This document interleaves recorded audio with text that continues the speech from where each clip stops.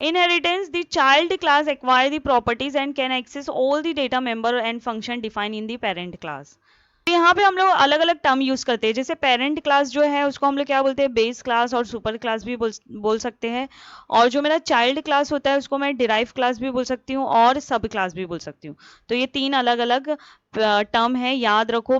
Parent class, super class, base class, child class, derive class, सब class. तो एक अगर मेरे पास पहले से एक क्लास क्रिएटेड है और मैं उससे के थ्रू एक और क्लास क्रिएट करती हूँ, तो वो मेरा क्या, दूसरा क्लास जो है वो मेरा क्या हो जाएगा, डिराइव क्लास है। तो डिराइव क्लास में खुद की तो प्रॉपर्टी रहेगी, उसमें जो आप फंक्शन क्रिएट करोगे उसके साथ ही पेरेंट क्लास की जो प्रॉपर्टी है वो भी उसमें इंक्लूड हो जाएगी। This is the syntax. Class keyword use करोगे, डिराइव क्लास जो चाइल्ड क्लास आपको बनाना है वो, उसके बाद ब्रैकेट में क्या करोगे, सुपर क्लास का नाम, और you can say parent class name and then colon, उसके बाद जो भी आपका कोड रहेगा वो। So the new class is called the derived class and the one from which it is derived is called a parent, or you can say base class. So first we will see single level inheritance. Single level inheritance enable a derived class to inherit characteristics from a single parent class. See the example.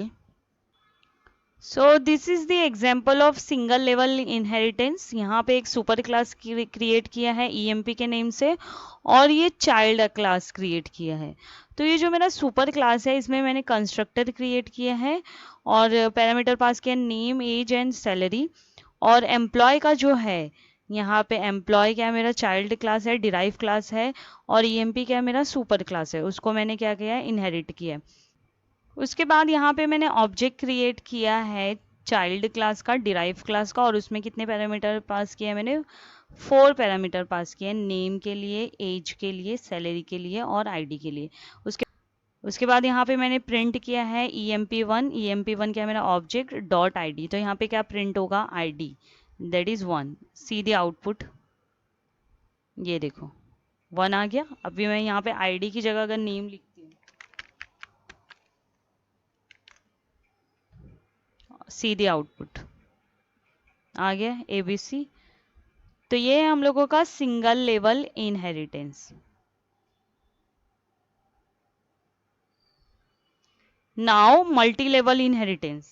Multi level inheritance enable a derived class to inherit from an immediate parent class which in turn inherit properties from his parent class। ये देखो super class हुआ, ये class 1 मेरा super class है, class 2 ने inherit किया class 1 को, फिर उसके बाद क्लास 2 बन गया सुपर क्लास किसका, क्लास N का, मतलब क्लास 2 क्लास 3, ऐसे है हम लोगों का multi level inheritance. See the example. So this is the example of multi level inheritance. यहाँ पे मैंने एक क्लास क्रिएट किया है, फिर उसको इनहेरिट किया EMP1 से, फिर EMP1 को इनहेरिट किया EMP2 में। ठीक है, तो EMP मेरा सुपर क्लास हो गया, फिर ये सुपर क्लास बन गया EMP1 का, EMP1 सुपर क्लास बन गया EMP2 का, और EMP2 क्या है, मेरा चाइल्ड क्लास ऑफ EMP1। तो EMP2 में EMP1 के भी फंक्शंस आ गए, मेथड्स आ गए, वेरिएबल्स आ गए, और प्लस EMP के भी मेथड्स आ गए। तो EMP2 का मैंने ऑब्जेक्ट क्रिएट किया, E नाम दिया, और उसके थ्रू मैंने क्या किया, नेम को एक्सेस किया है। सीधे आउटपुट ये देखो ABC। ठीक है, कुछ भी आप एक्सेस कर सकते हो, जो EMP में है, जो EMP1 में है, आप कुछ भी एक्सेस कर सकते हो। तो ये मेरा था multi level inheritance.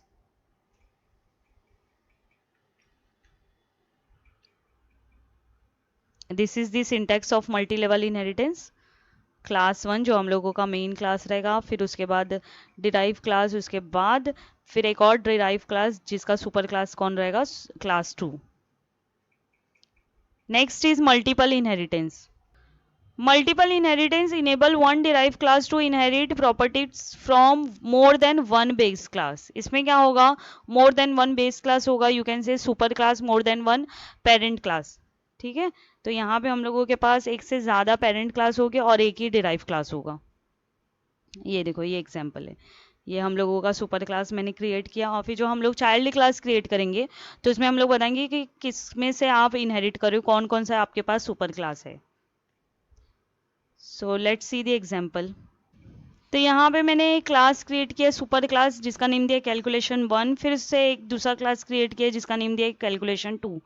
So we have 2 super class और एक डिराइव क्लास क्रिएट किया है जिसमें हम लोगों ने क्या किया, कैलकुलेशन 1 सुपर क्लास और कैलकुलेशन 2 सुपर क्लास को क्या किया है, इनहेरिट किया है। तो कैलकुलेशन 1 और कैलकुलेशन 2 में जितने भी फीचर्स होंगे, फंक्शन होंगे, वेरिएबल होंगे, वो सब किस में आ जाएंगे, डिराइव क्लास में आ जाएंगे। ठीक है, उसके बाद हम लोगों ने डिराइव क्लास में खुद का एक फंक्शन क्रिएट किया, उसका नाम क्या दिया है, divide. It means derive class have 3 method, sum, multiplication and divide. तो अब मैं क्या करूंगी, डिराइव का अगर ऑब्जेक्ट क्रिएट कर रही हूं तो we can access sum, multiplication and divide method of calculation 1 and calculation 2। See the output, ये देखो 30, ये 10 + 20 हो गया, 10 × 20 हो गया, 10 ÷ 20 हो गया। ये देखो, ये आउटपुट देखो। तो ये था मल्टीपल इनहेरिटेंस, मतलब क्या, more than 1 super class and 1 derive class.